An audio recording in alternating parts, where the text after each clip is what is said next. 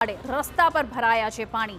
લોકો સવારે બહાર નીકળ્યા તો તેમને લાગ્યું કે વિસ્તારમાં 4-5 ઇંચ વરસાદ પડી ગયો હશે કે શું, પરંતુ આ કુદરતી નહીં, કૃત્રિમ વરસાદના પાણી છે।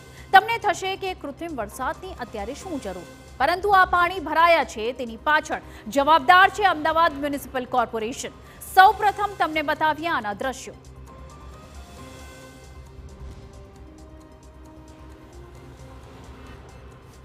मनपानी चूंटायेली પાંખ અને વહીવટી પાંખ કેટલી હોશિયાર છે તે તમે આ દ્રશ્યો જોઈને કહેશો। કોર્પોરેશનના અધિકારીઓના પાપે અમર જવાન સર્કલ અને ગોપાલ ચોકમાં ગટરના ગંધાતા પાણી ભરાયા છે અને લોકો તેમાં ચાલવા મજબૂર બન્યા છે।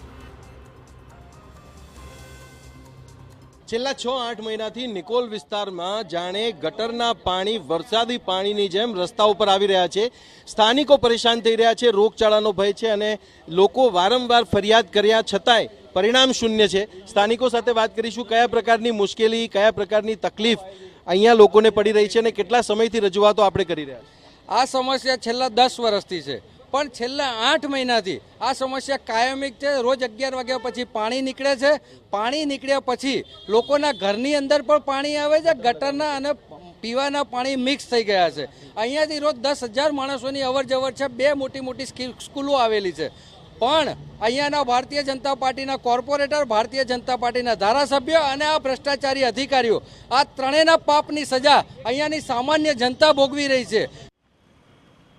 પીડા છે, આ મુશ્કેલી છે, જોઈએ હવે આગળ શું થાય છે। પરંતુ સ્થાનિકો જે રીતે સમસ્યા વર્ણવી રહ્યા છે તેનાથી અમદાવાદ કોર્પોરેશનની કામગીરી પર અનેક સવાલ થઈ રહ્યા છે।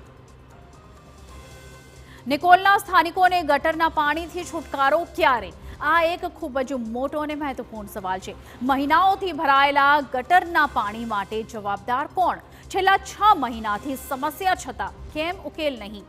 કેમ કોર્પોરેશનને તેમની સમસ્યા ઉકેલવામાં રસ નથી? ક્યાં સુધી આ રીતે ગટરના પાણી વચ્ચે જીવશે લોકો? શું આ માટે ટેક્સ ભરે છે સ્થાનિકો?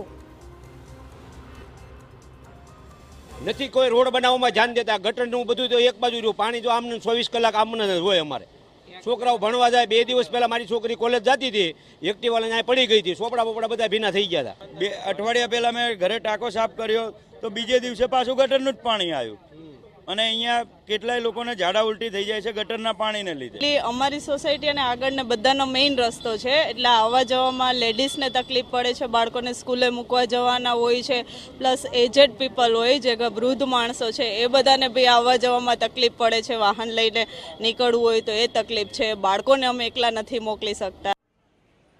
ખુદ અહીંના કોર્પોરેટર પણ કબૂલે છે કે વસ્ત્રાલ વિસ્તારમાં અઠવાડિયા પહેલા થયેલી કામગીરી બાદ અહીં પાણી ભરાવાની સમસ્યા વકરી છે।